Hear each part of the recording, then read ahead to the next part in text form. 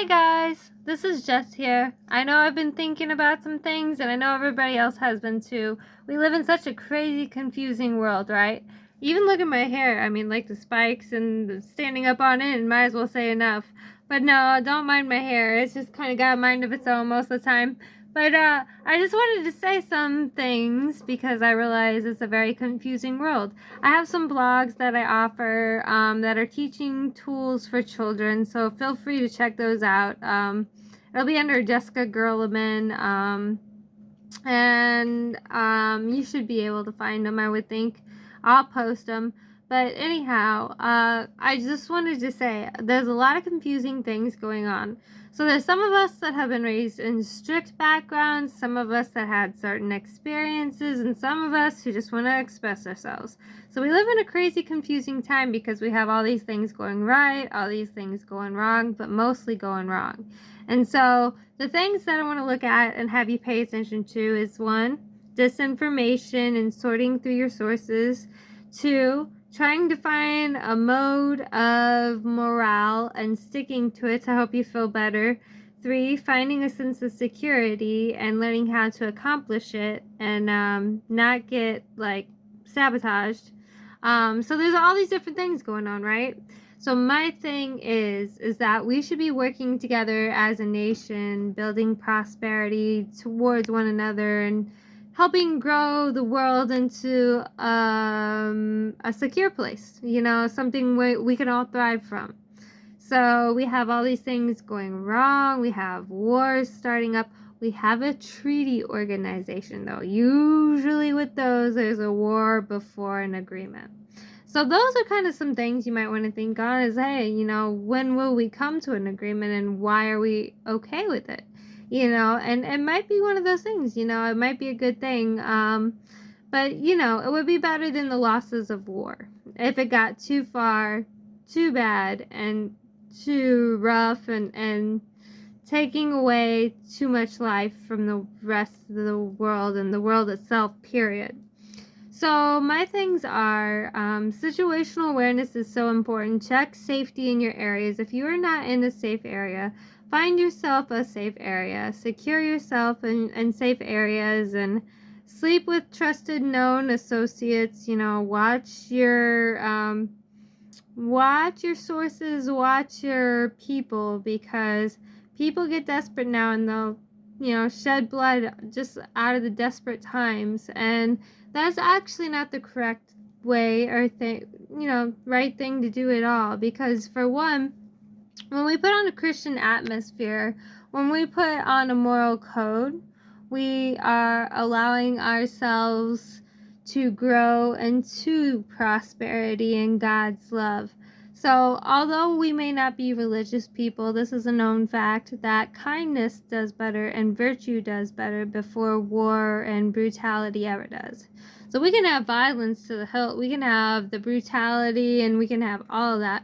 But until everybody starts working towards having a Christian front or an atmosphere of, the 10 Commandments, say, the old biblical stuff, until we go back to the sense of morale, we'll probably have a lot of loss in our world. And that's a known fact because those things happen. And once they do, there's not a lot of stability.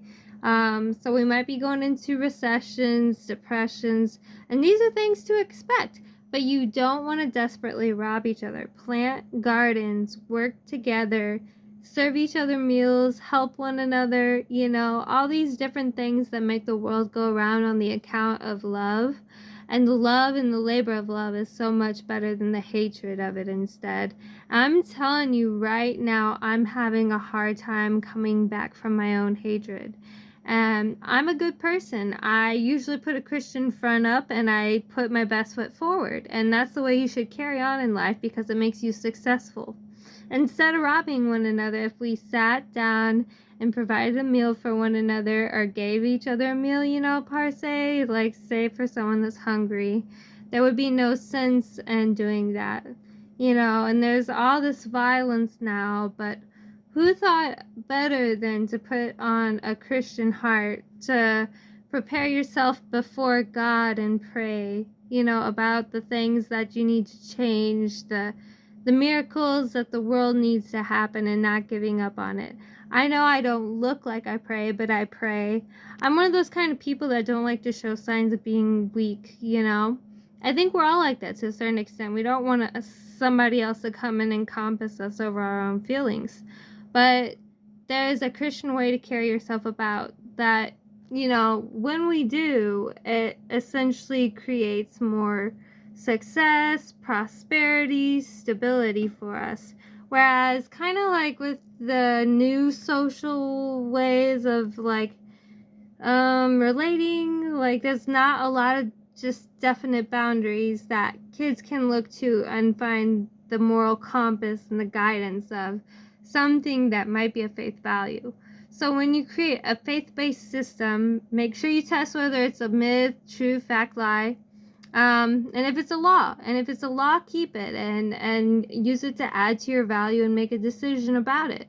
But, we all have a personal compass. We go to our own emotions and feelings and, just the matters of how we react or entertain or accept the world in the first place. So relating healthily about the things that we can change will help us before ever reacting badly about the things that we cannot. So that's my word for today. I just want to say hello, love to you and your families, and don't ever think I'm trying to offend you, because I'm not. I'm a little temperamental sometimes. I'm not going to lie. I'm fussy, I like my privacy like anybody else. But, yeah, those are just the things. Maybe just for the day, something to think about is a moral compass. What's a moral compass for me?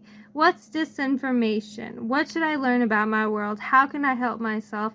How can I maintain peace? And how can I put on a Christian attitude towards helping my friends? Or my neighbor, without being a doormat, per se. So we all can put our best foot forward, but we have to kind of figure out where the boundary line is. What we can do right now is only what we can do. And there's a lot of people struggling, including me.